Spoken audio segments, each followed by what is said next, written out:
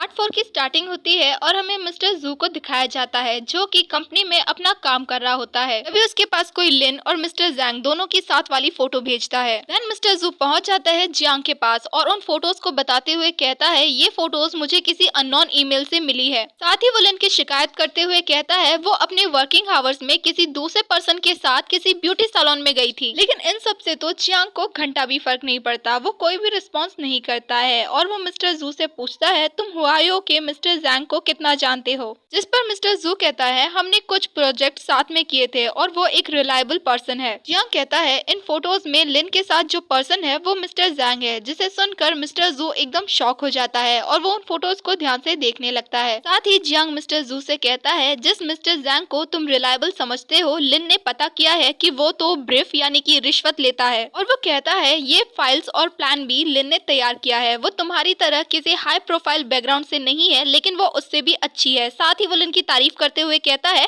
वो तुमसे भी अच्छा काम करती है। देन जियांग विंडो के पास जाकर लिन को देखता है और मिस्टर जू से कहता है जिस किसी ने भी मिस्टर जैंग का साथ दिया है उसे ढूंढो और उसे रूल्स के अकॉर्डिंग पनिश करो। दूसरी तरफ लिन अपना काम कर रही थी, तभी उसके पास कोई आकर उसके बालों को पीछे करता है। लिन जब पीछे मुड़कर देखती है तो वो कोई और नहीं जियांग था। जियांग को अपने इतना करीब देखकर लिन की हार्ट बीट तेज हो जाती है। देन लिन एक कॉर्नर में आकर खुद को रिलैक्स फील करवाती है। वो खुद से कहती है कि वो ये सब कुछ क्या सोच रही है। जियांग एक गे है बिकॉज लिन ने जियांग और मिस्टर जू को साथ में देख लिया था और उसे मिसअंडरस्टैंडिंग हो गई थी कि वो दोनों कपल है। सीन शिफ्ट होता है और हमें जियांग को उसकी मॉम के साथ दिखाया जाता है जहाँ पर जियांग की मॉम उससे कहती है तो फाइनली तुम्हें टाइम मिल गया मेरे साथ डिनर करने का और सब कुछ कैसा चल रहा है। जियांग उसकी मॉम को उसके नए जियांगहाई प्रोजेक्ट के बारे में बताता है और कहता है उस प्रोजेक्ट की वजह से मैं थोड़ा सा बिजी था। लेकिन मॉम तो जियांग की पर्सनल लाइफ के बारे में जानना चाहती थी। जिस पर जियांग अपनी मॉम को किसी ब्यूटी सैलून का वीआईपी कार्ड देता है और खड़ा होकर अपनी मॉम को ग्रीट करके वहाँ से चला जाता है। जियांग के जाने के बाद मॉम उस ब्यूटी सैलून का वीआईपी कार्ड ले लेती है। देन हमें उस सैलून का सीन दिखाया जाता है जहाँ पर जियांग की मॉम आई होती है। मैनेजर जियांग की मॉम को बहुत अच्छे से ट्रीट कर रही होती है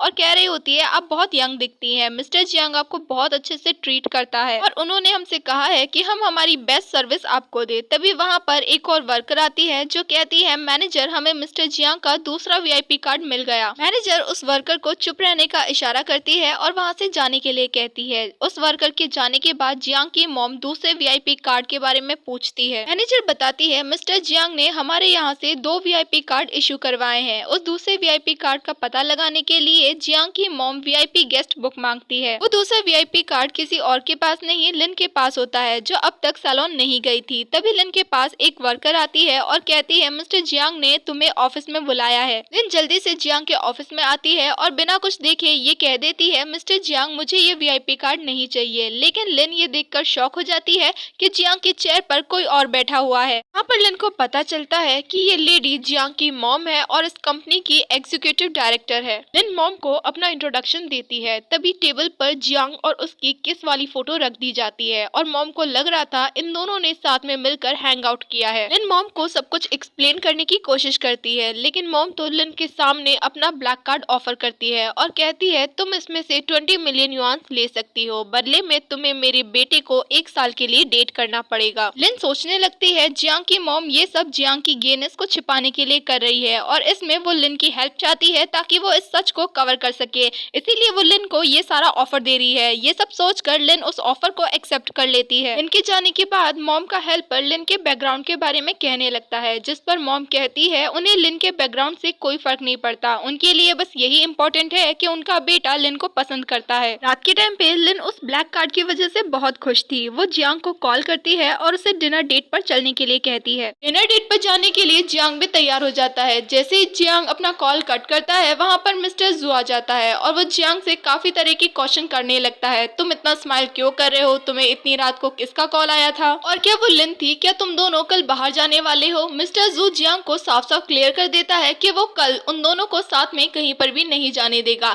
जिस पर जियांग मिस्टर जू को कंपनी में ओवर टाइम करने के लिए कहता है। बेचारे मिस्टर जू को वीकेंड के दिन भी कंपनी में ओवर टाइम करना पड़ेगा जिसकी वजह से वो बहुत ही ज्यादा गुस्सा होकर वहाँ से चला जाता है। रात के टाइम पे लिन जियांग और उसकी डिनर डेट की प्रिपरेशन करती है और वो बहुत ही ब्यूटीफुल तरीके से सारी तैयारियां कर रही होती है। सारी तैयारियां होने के बाद लिन जियांग को जैसे ही कॉल करने वाली थी जियांग वहाँ पर आ जाता है और उसे ये सारी तैयारियां में बहुत अच्छी लगती है। देन लिन जियांग को पकड़ती है और उसे उसकी चेयर पर बिठा देती है। बेचारे जियांग के दिमाग में तो यही चल रहा होगा कि आखिरकार लिन को आज हुआ क्या है, वो इतना अजीब बिहेव क्यों कर रही है। डिनर डेट पर लिन खुद जियांग को अपने हाथों से केक खिलाती है और खुद भी जियांग के हाथों से केक खाती है। यहाँ पर वो दोनों बहुत ही अच्छा क्वालिटी टाइम स्पेंड करते हैं, साथ ही वो बहुत सारी सेल्फीज और फोटोग्राफ्स भी लेते हैं। इसी बीच लिन स्लिप होकर नीचे गिरने ही वाली थी, लेकिन जियांग उसे पकड़ लेता है और नीचे गिरने से बचा लेता है। उन दोनों के बीच में किस होने ही वाली थी, तभी वहाँ पर फूड डिलीवरी वाला आ जाता है। फूड डिलीवरी की वजह से उन दोनों के बीच में किस नहीं होती।